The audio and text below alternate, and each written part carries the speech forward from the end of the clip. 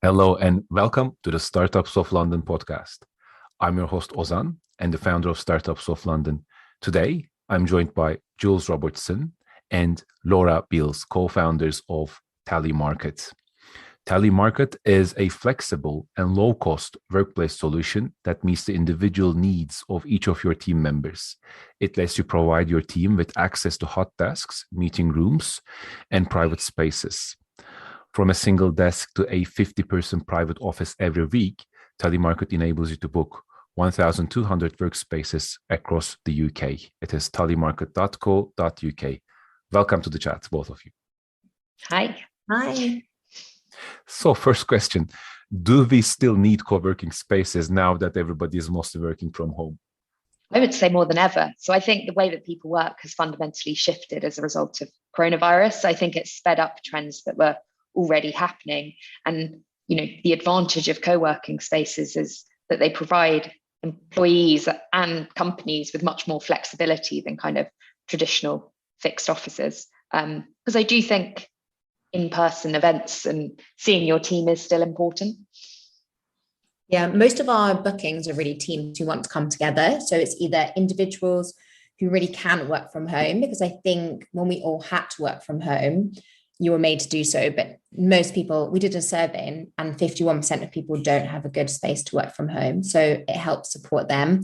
And also so many people want to meet their team. They haven't seen them in ages. So most of our bookings are teams coming together. Yeah. And perhaps it's a case for a solution like Tallymarket, rather than a permanent fix, a long deal. You're quite flexible with shorter time bookings, aren't you? Yeah, so a lot of our companies, they don't have offices at all anymore. So they book for their whole team to come together twice a week or something. Or equally, we have a lot of teams using us for kind of overspill. So I think the reality is that most companies realize that you don't need a fixed desk for every single employee that you have. But if you downsize your office, there are probably going to be points in time where you kind of need additional space to hold that capacity. So we kind of have two different user types mainly using us.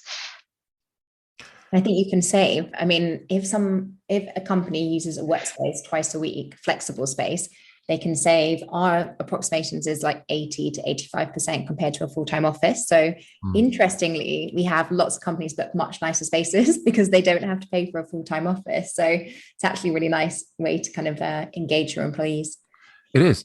The fancy ones are so popular now. People want to go to the loveliest spaces, definitely.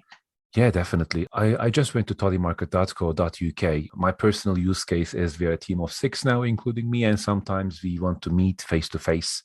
This might be once a week, maybe every 2 weeks. So I search for NW6 and type in 6 people and hit search on Tallymarket. Quite interesting because I see a few good places to work. I can book them for £25 a day, £30 a day, and we can come together and work as a team. So I might be one of your potential customers for this because it is a very good for my use case. Amazing. We would love that. You can definitely be a customer. Yeah, we have podcast studios on there as well. So. Yeah. That's actually a good idea. It's something I've recommended to a few co-working spaces and contacts that you should have a room for people to just go in for recordings because it's a part of our daily life now. Yeah, we have a few that have podcast studios, a few that have kitchens. So people wanting commercial kitchens just for a day or two every week. There's loads of different types of spaces. I think what's interesting is that now, even like just desk space, people want specific collaboration space. Loads of people come to us and they want a creative type of space, or people are very fussy about what they want. And it's really made the case where you do need different types of spaces for different type of work, because if you want to be productive and motivated, you need a space to fit that. Indeed. I'm curious, was this the first iteration of your idea? Is this how it started? Can you tell me a bit about perhaps the inception of this, and if you've gone through any pivot, any evolutions until you've settled on this? Yeah, essentially, it wasn't quite exactly how it is now when we first started. So how it originally came about was during COVID, I didn't have a good space to work from home. And I was kind of working in coffee shops and paying, that kind of awkward thing you pay for 3 coffees or teas, and there's no Wi-Fi. So I was doing that. And at the meantime, my company at the time was paying a lot for an office that no one was using or going into. And Laura at the same time was working for another startup, and they were paying a lot of money for an office that no one was using. And similarly, people couldn't work from home. So the original idea was a little bit more about supporting people who couldn't work from home to work from very local spaces. So it was much more about the individual. So individuals going to local spaces. But as kind of COVID went on and we developed the product, it's lots of companies who were either born in COVID or outgrew their office, or during that time went completely remote. Like everyone knows the way that people work has changed forever. And then people were coming to us for much like a larger solution. So they'd completely given up their office and they wanted an office once or twice a week. They wanted a meeting room. They wanted hot desk. They wanted everything basically. So then it became about supporting the whole company rather than we also support the individual, but supporting the whole company as a whole to meet together as a team, in addition to being able to provide those individual desks for people who couldn't work from home. So yeah, and it continues to evolve, to be honest. What's interesting is like, obviously it's an amazing market to be in. It's so interesting. It's a very hot market. But what is interesting is basically what people want changes all the time. So you have to be a bit ahead of the game. Indeed. Have you discovered this idea in a chat, Laura, or was it something that you both saw the need and somehow the stars aligned? I would love to hear about that. I think it was, we were both kind of having problems that were very different. I was a finance person wasting money on an office, whereas Jules was frustrated at having to spend money herself. I think we were kind of coming across it from different problems, I guess, but it kind of felt like the solution was the same. Me and Jules have been friends since university. So I think we both worked in the startup scene and had some terrible ideas for startups in the past. But this is the first one where, it's a rite of passage almost. Yeah, we started talking to people and everyone was saying I would definitely use it. And we just thought it would be mad not to do this. It kind of did feel like the stars were aligning. And yeah. How are you enjoying the founder journey so far? Was it what you expected? Was it not? Yeah, I mean, we both worked in startups before, so we always knew it was going to be a roller coaster. I think, the highs are highs and the lows are lows, and that is much harder when you're a founder, I guess. But yeah, it's an amazing experience. It's nice there's 2 of us. I think Laura and I benefit from having very different skills. So when one's on her up and one's on her down, I think it's quite good. We counterbalance each other very well. It's interesting for the audience who, of course, doesn't know about this. We actually go a few years back with Jules. It was the very early days of Startups of London. And we were just, I think, 2 or 3 months old as a company. Yeah. And we were touring around in the city, visiting startups, interviewing them, shooting at the office and so on. And one of our guests was Soldo, and Jules were working at Soldo back in there. So that's where we actually got to meet.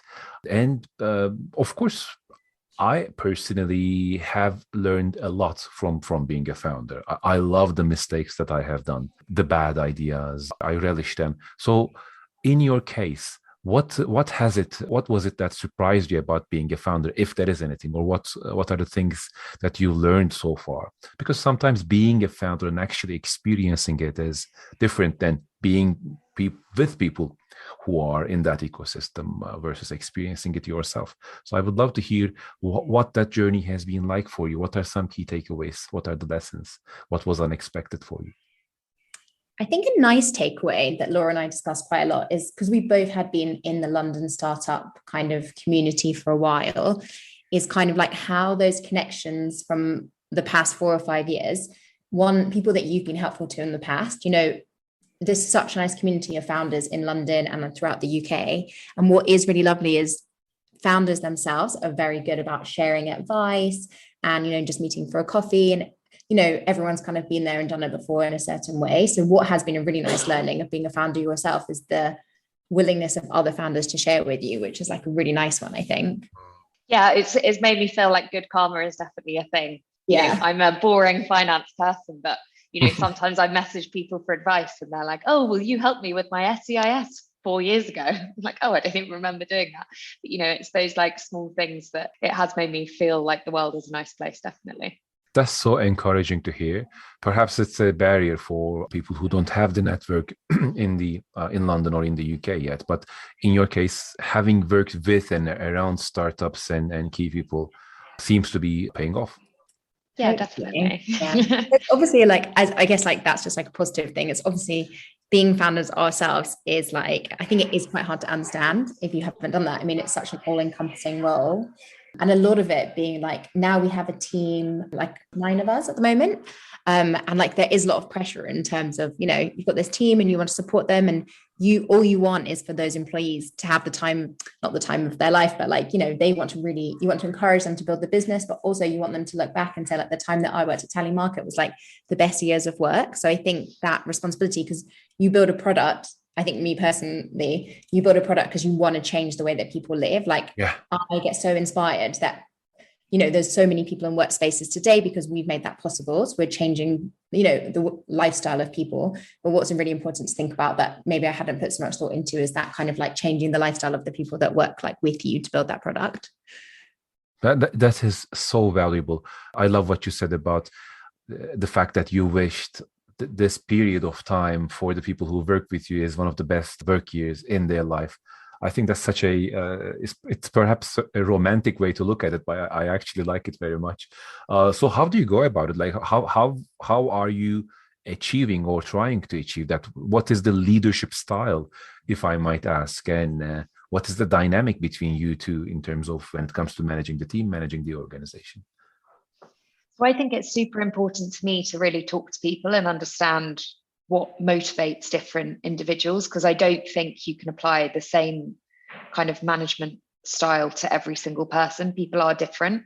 And I think that's tricky sometimes. Do you know what I mean? Because I kind of bounce between catch-ups with different people, and I have to remember, like, these are very different people and what they want to do and how they want to get there. And you have to kind of change the way you treat them based on, what motivates them. Some people are super motivated by just delivering really good work, whereas other people are motivated by, I don't know, like things happening quickly. It does vary based on the different people. Or perhaps by recognition and positive feedback. Yeah, exactly. And some people are less good with taking negative feedback, so you have to be much more careful in how you give it to them, whereas some people, really appreciate having that on the chin and moving forward. So yeah, I think you have to really try and understand your employees. And I think good management takes much more time than people want to put into it. That's so true. Yeah. I think another one for us massively is like a learning culture. Like, we also have Laura and I, when we first started Tally, we were reading different books like every single day, like how to manage, how to sell, how to do marketing. Like, we're trying to install that culture. So we have like, occasionally we do like book clubs, or, we're always like, Laura, we were at a workspace on Wednesday, I think it was, and Laura brought in all her old books and was handing them out to everyone about like how to do different aspects of work. So I think we just want everyone to, be really interested and learn, and then share those learnings with everyone, because, we're still learning all the time. Would you say you're open or transparent with the team in terms of what you don't know and what you're currently learning as well? Yeah, definitely. I think maybe sometimes too honest. It was quite funny, actually. I was talking to one of our grads, and he was saying, I was telling my friends what I do, like on a day-to-day basis at Tally Market, and they're kind of in these, bank jobs or whatever. And he was like, they were amazed that I was able to do this much stuff. So I think it is letting people get involved in different things, and like showing them also kind of my thought process when I'm correcting things. There's no point in saying to someone, oh, I didn't like that email. It's why I didn't like it. What do I think could be improved about it? How am I thinking about it? I'm thinking about the other person on the other end receiving it. What have they received before? All of that, like really trying to make them think about what they're doing on a kind of broader picture, I guess, rather than making it just purely tasks. I want people to understand the impact of the tasks. Yeah. That's so valuable. In my case, that's something I learned, just to jump in, that being the ignorant person in the room, or being the person who asks the questions rather than gives directions, is what I like the most, because the people I work with, or I want to work with, are people who know more than me on a certain topic. So I love being the pupil. I love asking questions and being kind of like a thought partner, and following that up with a servant leadership style, almost, of how can I make your life easier? How can I help you achieve the goal? But you also need some structure for that, something like OKRs, KPIs, or whatever you want to call them, but to just make sure people are aligned in the same goal. So now my question perhaps is, what management tools, systems do you have in place with these? Do you rely on goals? And perhaps there's something Jules wants to add. I would love to hear about that as well. I guess mine's more relatively easy because I look after the sales marketing kind of thing. So we have like quite strict kind of like sales targets. And in terms of like marketing, we'll have, creating MQLs, SQLs, etc. So mine's probably a little bit easier, but we work a lot on like group targets as well. So for us, obviously it's number of people in bookings is really important for us. So we work mainly with teams. So it's increasing, part of it is new customers and new bookings that they make. And then we're quite strict on terms of like how to customers that we have, to make sure like A, that they are continuing to book, but B, that they're very happy in those bookings. So we put a lot of emphasis on NPS and feedback and reviews, etc. So we're quite strict on ourselves with those things at the moment. How do you manage when team targets are not met? What's the communication? What seems to work best in your experience? Because perhaps this is also a question for both you and Laura, in the sense that each industry has its own culture, right? And the finance way of doing things might be different than startup way of doing things. At the moment, we're trying to use quite like a carrot approach, I would say, and like really reward good behavior. So we're all trying to work together. So we have like individual targets and group targets. And, if we meet them, then as Laura says, it's very like high highs and low lows. And like, it's really important to celebrate those highs with the team. And kind of like really celebrate when individuals or the team together has done something good. So really kind of like, if we all together manage this, then we will be able to do X, whether it's like an activity or like a nice event together, or, whether it's more like a monetary based thing. Achieve together type of an... Yeah, exactly. And just like really try to motivate towards like specific, because like, we're very harsh in terms of like ambitious goals. It's nice for everyone to be like transparent. And I think at the moment, it can be easy to be like, sales has to get deals, etc. But I was reading this interesting article a couple of days ago, and it was like the breakthrough in sales for this company was actually the legal team. Like if it was Spotify, so it's like Spotify grew because the legal team worked out the legals behind it. Like, and it was like all these examples of not actually the people who are conventional sales kind of changing the sales for a specific company and making that grow. So I think it's really important to be like, it's not just people who are like bringing in sales through the door. It's like the whole team working together that kind of like ups the growth of the company. Yeah, Laura, what are your thoughts on that? Yeah, I mean, I think as Jules says, it can be easier with a sales team, when there's always quite clear monetary targets. But with, for example, the tech team or the customer success team, it can be harder, I think, sometimes to set goals.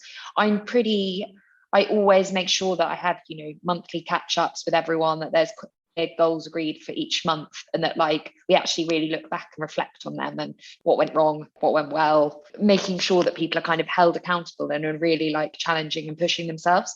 Because I find when I've been happiest in jobs, it's actually when I've been pushed harder than kind of like I like to be out of my comfort zone. And I think the jobs that are boring are the ones where you come in and you do the same thing every day. So I just try and make sure that people have goals that they're excited about. I'd like to spend the last few minutes of this chat, perhaps shifting the focus to your business model and the market size. But before I do that, I just have a few final questions about, so are you hiring currently? December for us, I mean, for a good talent, yes, baby. Yeah, I mean, we're continuously hiring in a way. We've just done a bit of hiring, and now December is quite a quiet time for us. Probably, I mean, it's been less quiet because I feel like everyone suddenly wants a Christmas party that they didn't know that they wanted. But I feel for workspace, I mean, it's quite obvious that people won't be using it at the end of December, so it's a little bit of a quieter time for us, probably on the hiring front for a little while. But we continue to hire, so Yes. Okay, so the reason Yeah. I asked this question was the people listening in the audience, if there's a good job opportunity with the market, I always try to make a point of asking this so they can get in touch with you and perhaps For the right candidates, we're always hunting. Okay, that's fantastic. And the second question, again, this is very useful for people that are trying to build businesses like you. Can you just give me a very brief overview of what the team composition is like? So you said you're 9 people. How many people are focusing on what? Like, I mean, what kind of a team does it take to build a business like Telemarket, perhaps? So it's myself and Laura, and then we have a tech lead, and we have kind of 3 grads who are doing a mixture of things, but across marketing, customer service. We have, a few sales individuals. And then we've utilized the Kickstarter scheme. So the government Kickstarter scheme is amazing. And we have a couple of really great people from there as well. Perfect. On to the business model. So how does the business make money? What's the model there? So we charge a subscription fee for teams to access the platform, and that means that they get access to all of kind of the team functionality. So it's a platform that has things like a Slack integration, so it's easy to see where your team are going. You can set like budgets. So I think one of the big problems for companies is, they don't want kind of some never-ending co-working budget available to everyone. So you can kind of put caps on spend, or you can put caps on whether people can book group workspaces if like they might need like an admin approval. So there's quite a lot of team functionality that we've built up over the past year. So there's kind of a team product, but you can also just log onto the platform and book a meeting room or book a private office, and we take a commission on that. I mean, the website is very well designed and it seems very reasonable. You also, I think, offer a 30-day free trial, £10 per user, and then you offer some tokens. Yeah, you don't, with the free trial, you get like you get a reduced price on your bookings, but you also get a number of free day passes. So it's a really good way to try out lots of different amazing spaces like around the UK, if you want to kind of give it a go at the beginning and kind of add your employees, see how everything works, kind of get it all set up, because, people can be on holiday, etc. You need a bit of time to like add all your team members and get them up to speed. That's fantastic. So what's in the future for Telemarket? What do you project for the next year in terms of the challenges and the growth goals you have?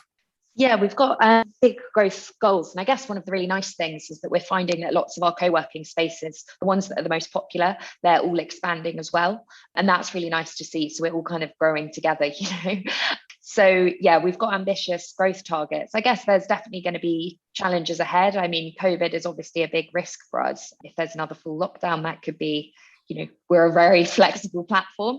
So it's great if you're a company and you're working with Tally and there's a big lockdown because you don't have any fixed costs. But obviously things like that do create quite big risks for us. Yeah, as Laura says, we've got like very ambitious growth plans on like the customer side and like the venue side as well. Because I guess with any marketplace, we have to balance that supply and demand.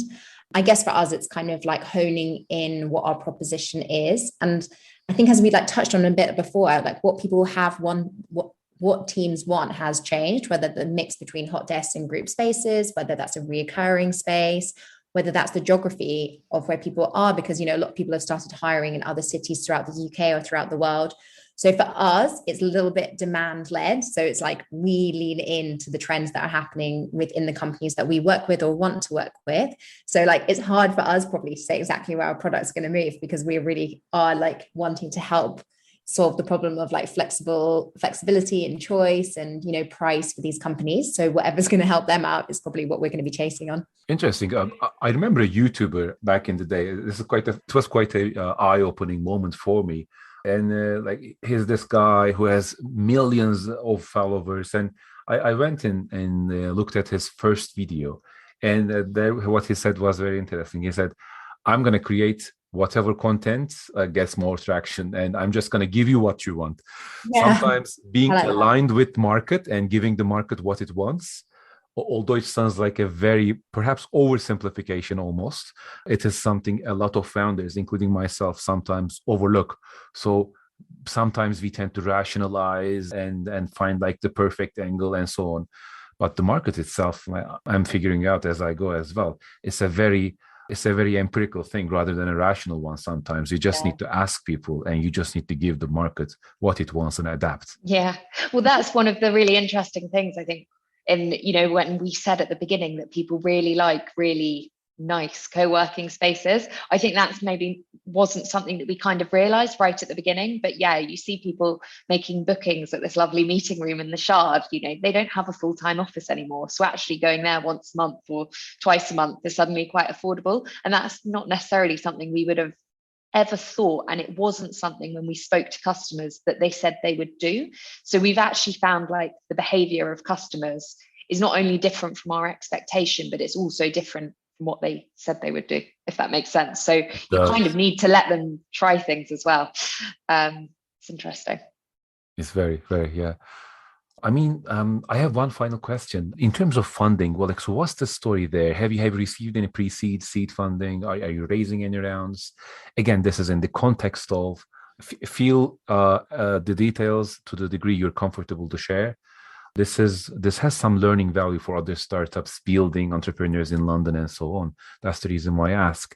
So what was the story there and what can be learned from your experience? I think at the beginning of Tally, so it definitely started as a side hustle. So Laura and I both started Tally when we had full-time jobs. And we were kind of lucky in the fact that it was during COVID and everyone was a workaholic. And so we were able to work every evening and every weekend and we weren't missing out on anything. So we're just missing out and sitting in front of the TV. And then, yeah, I went full-time and part-time. Then Laura went full-time. I went full-time. And during that period, we got a government grant. So we had an Innovate UK grant. Laura's very good at writing applications. So okay, yeah. That's a skill. That's a good tip for founders out there. Yeah. Be good at writing applications. Yeah, but I would really recommend looking at those grants. Like there's some amazing opportunities there. We were lucky to get one that was 100% funding, but there is some that kind of, 30% funding upwards. So that's good. And then we kind of tested the concept of Tally with that money because that allowed us to build the product. So we got someone to build the tech behind it. And because before it was a terrible website that we built ourselves, that was very questionable. But then after we kind of proved it with the grant money, then we got like a angel round essentially kind of earlier in the year. Okay, that's great. So this is something people overlook all the time, but perhaps that's a good reminder. And things on make use of the grants and representing the business is great, but also the skills you've built in these years, I think they're incredibly instrumental in the speed you were able to pick things up and build the business. Because I do see a lot of businesses, because it's my job now, which I love, and it's quite easy now to understand at what level, at what maturity a business is. And telemarket, I think it's looking incredible, both in terms of design, the way there seems to be a match between what the markets want and what you're offering, the strength of the team, and the immediacy of the problem. So, I mean, I wish you the best. Hope it grows even above and beyond our expectations, and you'll have another chat perhaps next year. This is something we've done for the first time, and I love that type of content. Have a guest over again 1 year later and just see how the progress has gone. So perhaps next year you'll have you as a guest again, talk about all the progress and chat about your learnings as well. Thank you so much for making the time and joining this chat. Amazing. Thank you so much. It's been really fun. Thank you.